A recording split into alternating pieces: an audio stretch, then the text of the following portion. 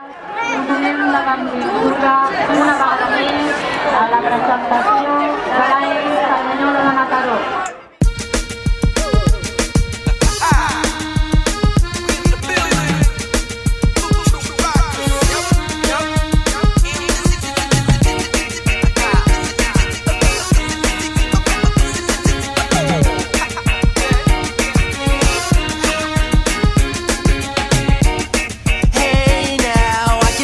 Another day.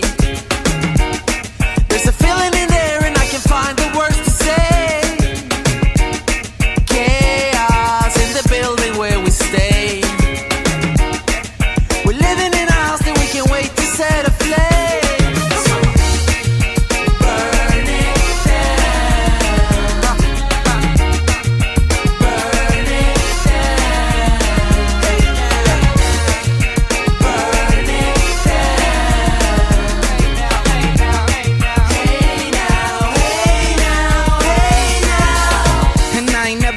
it from the top floor, but judging from the car they drive, I know they not poor, and I could be mistaken because I'm not sure, but I got this little hunch they the ones calling the cops 4 times last week, saying I'm disturbing the peace, cause I was playing my music and they heard some loud screams.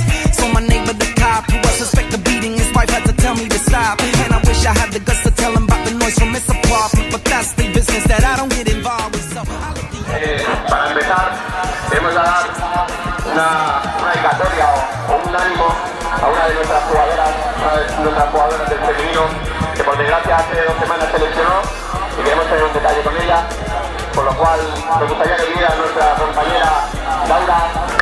También vendrán sus compañeras, pues le hace mucha ilusión darle ánimo y fuerza a la Laura, de parte del club, de parte de las chicas.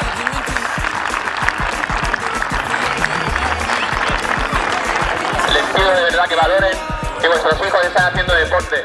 Un deporte, da igual cual sea, al final es salud y es un bienestar para ellos. Consiguen muchos valores ligados al deporte. Así que seguir apostando por el deporte, y puede ser el fútbol, y si es aquí en Cerdanyola, mucho mejor. Muchas gracias a todos.